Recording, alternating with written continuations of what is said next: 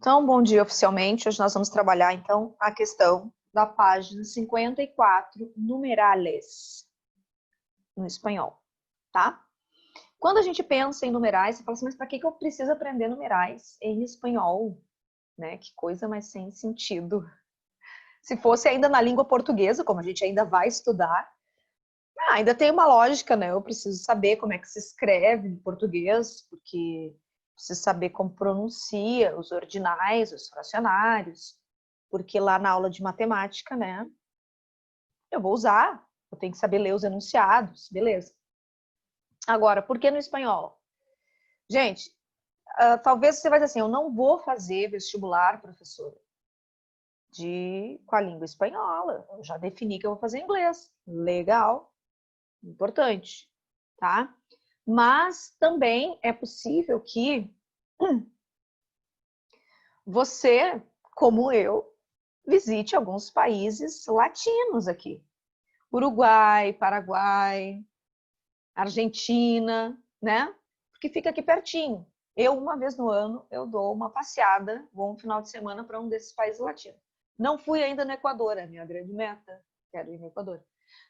Mas tem gente hoje que, por exemplo, vai fazer intercâmbio cultural, Londres, Estados Unidos, e você vai observar que, inclusive, aí nos saguões, né, de aeroporto, você vai ver que tem muitas pessoas que falam em espanhol.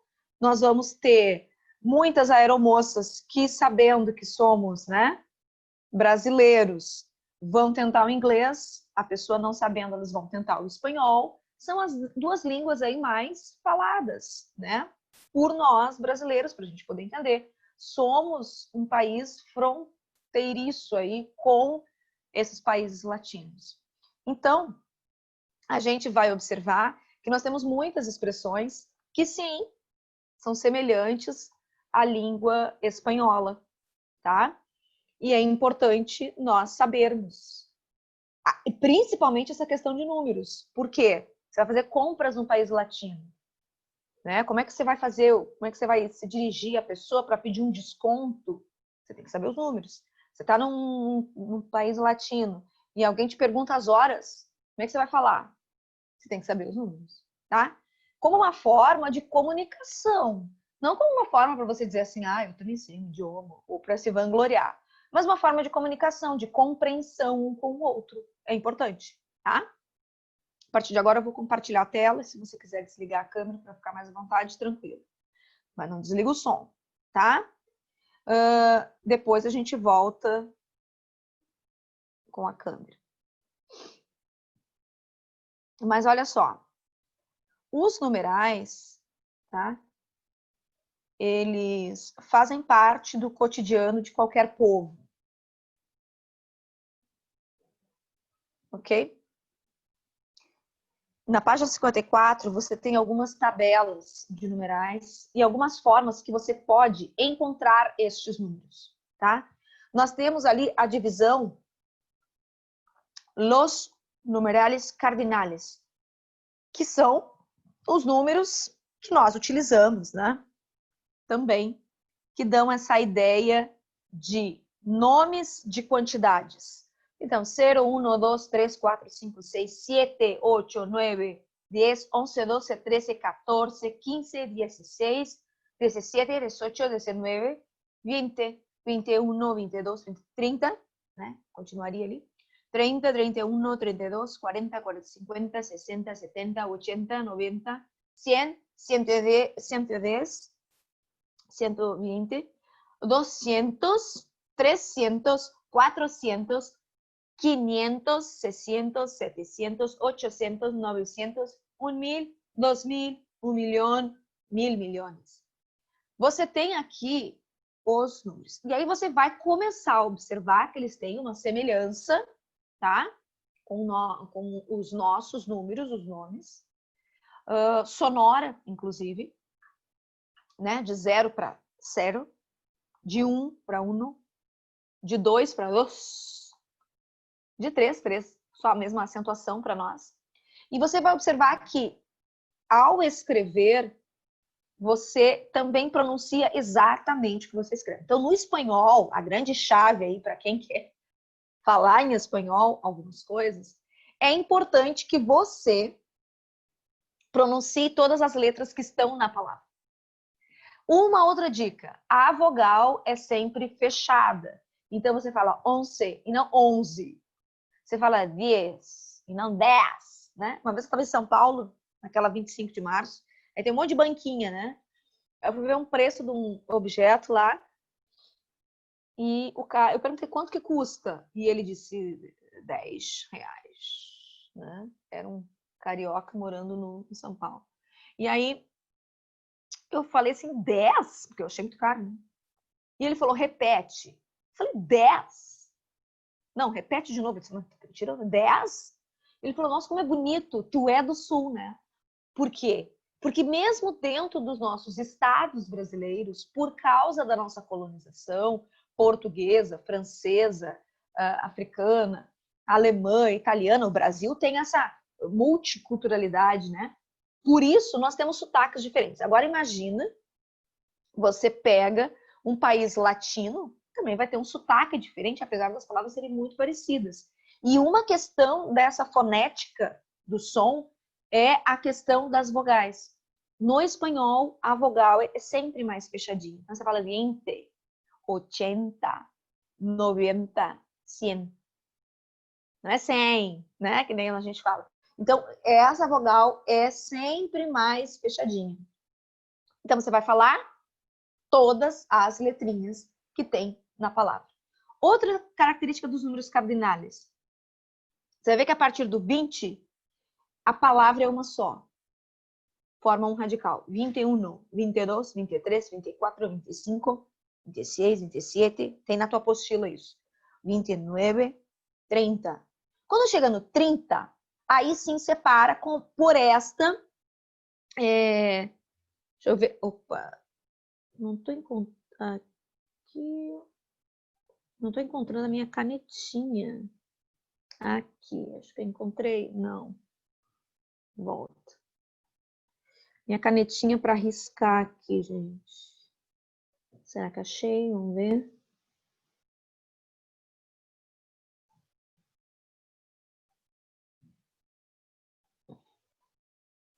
Não, não achei a minha canetinha. Mas enfim, o que você tem que observar aqui? Que no 31 tem esse Y. Olha na página 55.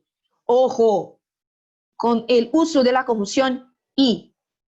Esse I equivale ao E, que a gente fala 31. I1. Certo? Só que observa o seguinte, esse E a gente utiliza nos números aqui na língua portuguesa entre dezenas, centenas, milhares, tudo, entendeu? 2.221, tá? Nós temos esse E em todas, entre dezenas, centenas e unidade. Na língua espanhola, esse I, como conjunção de adição, só vai aparecer nos números entre dezena e unidade. Somente entre dezena e unidade. Então, você precisa ficar ligado nisso, tá bom? Quando o número não tiver, você não vai ter. Então, você vai lá, tá, você tem 75, você vai ter 75. Bacana. Você tem 86, 86. 97, 97. Olha lá na tua apostila. 42, 42. 53, 64. Agora, observa um número que não tem dezena, tá? 108. Por que não é 108, como na língua portuguesa? Porque no espanhol, cuida, porque você tem exercício depois na prova. Porque no espanhol não existe essa vogal, essa vogal não, né? Essa conjunção aditiva entre centena e unidade. Ela vai existir entre dezena e unidade. E observa que eu tenho uma centena, 0 unidades, e 0 dezenas e 8 unidades. Então, uma centena, 0 dezena e 8 unidades. Tá, professora, eu vou ter que fazer um cálculo matemático, então, para pensar. É mais ou menos isso, tá? Tem que pensar um número na sua completude. 129. 710. Não é 710. Não, porque eu não tenho ali a unidade. Falta a unidade. Então, só vai existir entre dezena e unidade. 2001. 2087. Aí agora tem. Por quê? Porque 87 faz parte desse 2000 aí. Tá bom? Então, fiquem com essa dica. Anota aí. Fiquem de olho. Tá bom? Anota, circula essa questão do Y, que é a conjunção aditiva aí. Agora, então, los cardinales servem para expressar quantidade, um globo, dois globos, três globos, se referem sempre a um substantivo, pero pueden usarse solos, quando já está claro de que estamos hablando. Tengo 2 entradas para o concerto, e tu? Eu tenho 3. Então, ele pode ser utilizado junto com substantivos ou sozinhos, quando já eu estou me referindo a um substantivo já citado. Ok, tá? Una, tem gênero e concordam com ele substantivo. Então, eu tenho alguns numerais, como na língua portuguesa, que eles têm versões femininas e masculinas. 2, né? É uma só. Agora, una. Eu posso dizer no português 14 e 14. São 2 formas aceitas na língua. Já no espanhol, eu só tenho o quê? 14. Então, vocês vão observar que tem diferença, mas algumas coisas muito semelhantes, tá? No português, eu falo 2 bolas, 2 bois. Também tem essa diferença aí de gênero quanto forma, tá? Uno se convierte em antes del substantivo. Então, quando você tem um substantivo, é possível, e a gente vai ver no próximo slide, que haja uma apócope. Veja se na página 55, ali, ojo com as formas apocopadas. Quando eu tenho substantivos, é possível, masculinos principalmente, é possível que o número 1, o número, os números também ciento, e alguns números ordinais, eles tenham uma apócope. O que é apócope? Uma redução, uma perda de alguma letra, ok? Então, aqui você tem a perda. Que van a tomar una cerveza y 2 vinos, por favor.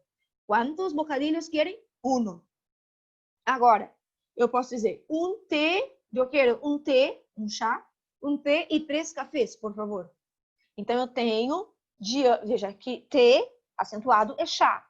Então, ele é um substantivo masculino e diante dele não aceita té. Fica até estranho. Então, té. Fica mais rápida a fonética, melhor. Então, do 31 ao 99, os números se escrevem, né, em 2 palavras, como na língua portuguesa. Certo? Então, 31, 42, 53, 77, certo? Muito bem. Agora, nós temos os números ordinais, tá? Ordinais está na página 56, tá? Então, na página 56 diz assim, ó.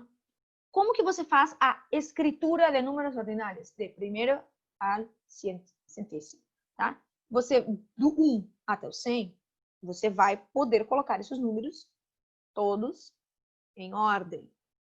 Né? Quando a gente pensa em ordem, a gente pensa o quê? Que eles se referem aos números cardinais.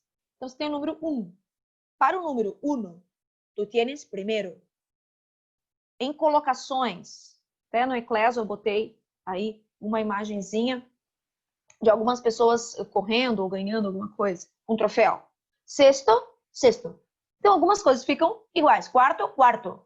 Terceiro, equivale a 3. Octavo, a 8. Noveno, noveno. Décimo, equivale ao 10. Tá? Então, eu tenho ali primeiro, segundo, terceiro, quarto, quinto, sexto, sétimo, octavo, noveno, décimo. Décimo primeiro, décimo segundo, décimo terceiro, certo? 14º, 15º. Aí 20º, 30º, 40º, 50º, 60º, 70º, 80º, 90º, 100º. Nós vamos ter também a variação de primeiro e primeira. Segundo, segunda. Terceiro, terceira. Agora, de novo, aqui vai aparecer uma coisa importante, tá? você vai ver no finalzinho da página 56. Os numerais primeiro e terceiro se apocopam, ou seja, fazem uma redução e perdem perdem o final, delante de um nome masculino singular. Era sempre o primeiro aluno a contestar.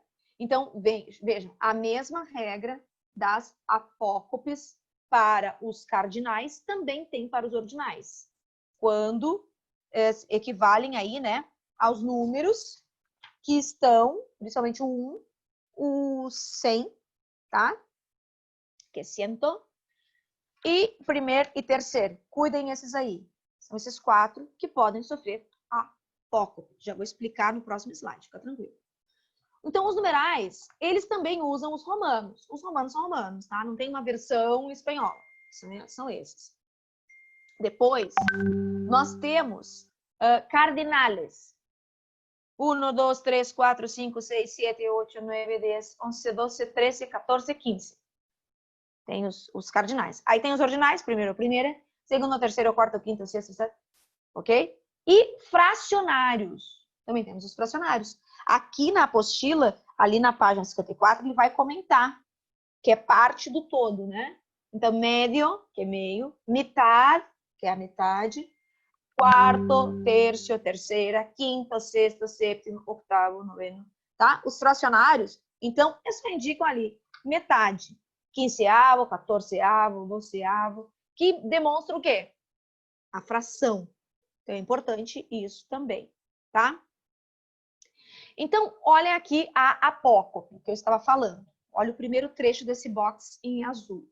Então, primeiro, terceiro, bueno, buen, malo, mal. Essa apócope e os números 1, 100 e 100. Eles perdem algumas letras de linha, tá? Então, o que você tem que prestar atenção? Naquele conteúdo que a gente falou no semestre passado, que é a questão dos substantivos, que muitas vezes eles são masculinos no português, mas são femininos no espanhol. São masculinos no espanhol, mas são femininos no português. Tem essa diferença, tá? Tem que prestar atenção nisso. Mas diante desses substantivos masculinos que você conhece, no singular, eles acabam perdendo. Então, este é o primeiro café que tomo hoje. Vivo en el tercer piso de este edificio. Es un buen hombre, ayuda a los necesitados. Es un mal día para ir a la playa. Tiene 100 mensajes en el móvil. Hay un banco en la plaza. Outras palavras, como santo e san, também tem, né? Não falo Santo João, né? Eu falo San Juan, San Pedro, San Marcos. É uma redução, é uma apócope, certo? Tanto e tan, quanto e quan também. Cuán rápido aprende esta lição? ¿Por qué es tan raro? Otra, cualquier y cualquiera. Cualquier persona puede ser exitosa. Cualquier uno tiene derecho a 30 dias de vacaciones. Então, não acontece só com substantivos, perdão, só com numerais, mas também com alguns pronomes indefinidos, alguns adjetivos, tá? Essas são algumas apócopes, ok? Eu botei um textinho do lado ali que fala, ó, Alberto foi o primeiro amigo. Então, veja que amigo é uma palavra masculina. Verdadeiro que tu, se foi o primeiro. Veja que aqui em azul ficou o primeiro. Por que ele não está apocopado? Por que ele não perdeu? Porque no lado dele, que vem, né, não tem um substantivo masculino. Então, só vai haver a perda dessa vogal se estiver ao lado do substantivo masculino. Ele foi o terceiro hijo em sua família e como se fosse predeterminado, sempre foi o terceiro em todo. Então, veja que ali, terceiro, não tem nada. Olha, então, finais de frase, ou quando ele se relacionar a alguma preposição, quando ele se relacionar a algum verbo, ele não vai sofrer apócope, ou seja, perda da letra, ok? Agora, observe o seguinte, existem algumas apócopes atuais, tá? Película. Película é filme, tá? Eu vou a mirar uma película com minha irmã. Então, película, você poderia dizer pili. Eu vou a ver uma pili. Ah, que bueno. Ou, eu vou andar de bici. Mi profe tiene um livro, o bolígrafo, que é a caneta, o bolígrafo, boli. Eu vou ter uma boli azul. Vacaciones, que é férias, né? Ou feriados. Então, eu vou ter vaca durante dezembro. É como se fosse assim, aquelas reduções malandrinhas, tá? Que a gente fala também como uma forma de rapidez na comunicação. Fim de semana, finde. Por favor, porfa. Hace una porfa para mim. Claro que você olha assim, que coisa mais ridícula. Mas quando a gente está dentro do contexto de uma língua, isso se torna algo casual, não é risonho, né? Não é graça, é simplesmente a forma de uma comunicação mais rápida, que é essa redução de palavras para fluir mais rápido. E aí nós chegamos na página 58. 58. Nós vamos ver as horas em espanhol. As horas em espanhol, você vai pensar assim, ó. As horas em espanhol, você tem que pensar num relógio que tem ali as horas. Os ponteiros, o ponteiro menor que indica a hora e o ponteiro maior que indica os minutos, tá bom?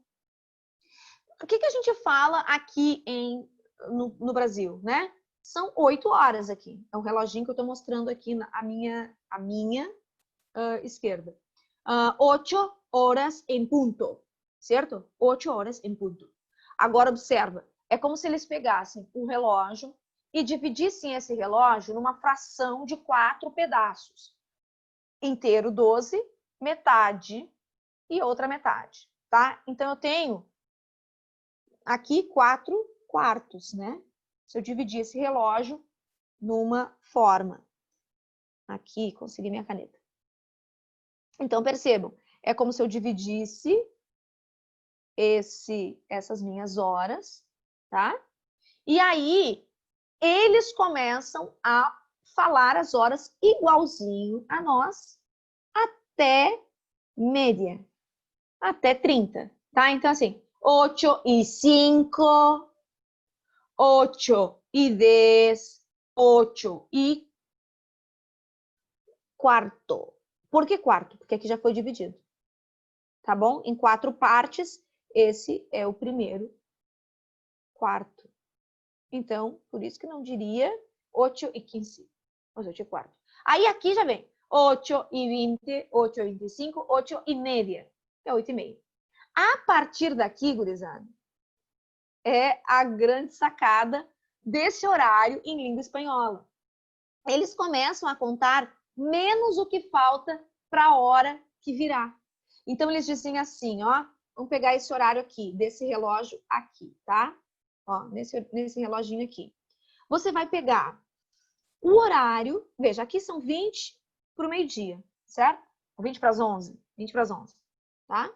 Então, são las 11 menos 20. Entenderam? Então, a partir daqui, eles vão contar a hora que virá, no caso aqui, vai vir 11 horas, e eles vão contar menos o que falta para chegar nas 11. Eles não vão dizer, é 20 para as 11. Eles vão dizer, son las 11 menos 20.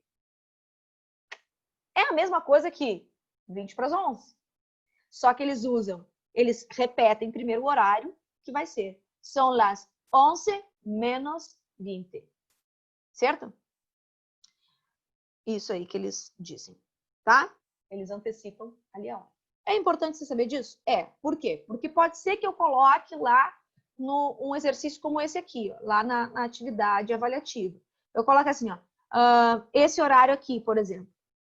E aí você tem que saber que são las 10, o ponteiro da hora é o menor, lembra disso? Quem não sabe ver o horário na contagem vai ter que aprender agora.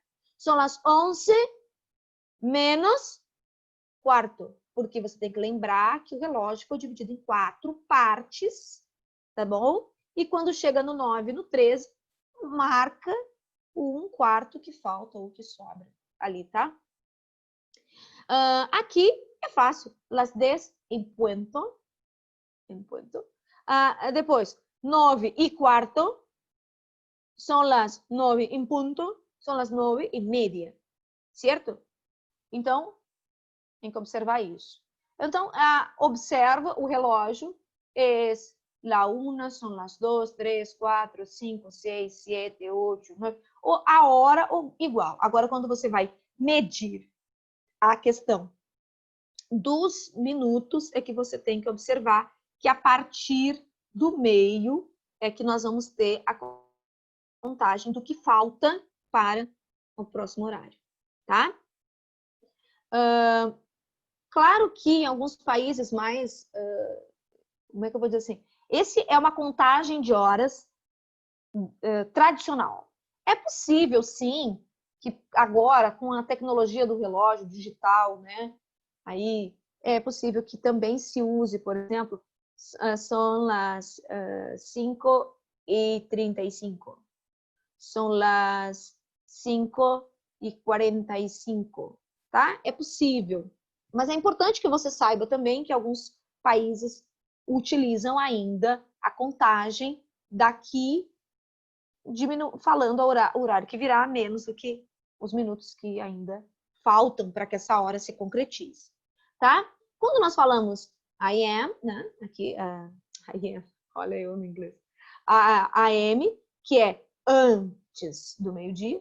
Então, aqui eles falam de la mañana, o PM, que é pós-meridian, que é de la tarde ou de la noite, tá? Então, eles usam as expressões, são las 1 hora de la mañana, 1 hora de la tarde, certo?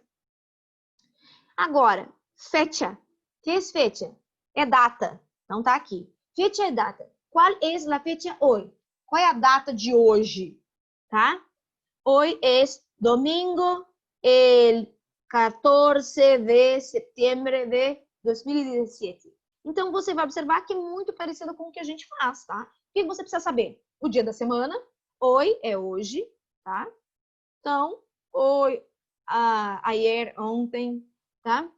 Saber aqui que vai esse artigo diante do número e a preposição antes do mês e a preposição antes do ano. 2017.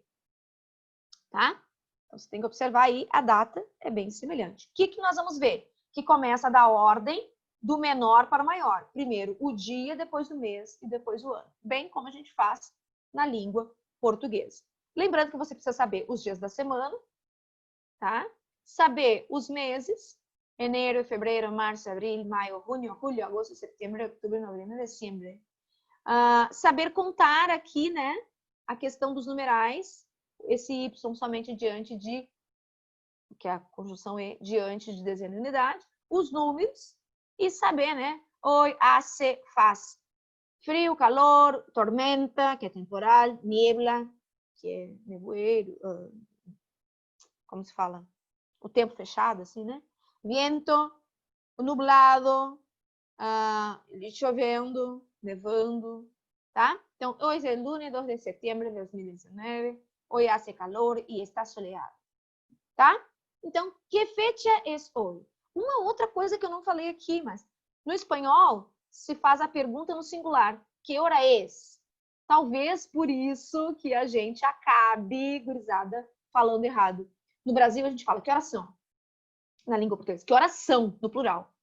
E talvez por causa dos nossos hermanos, né? Lembra aí do Tratado de Tordesilhas, que todo mundo queria um pedaço do Brasil.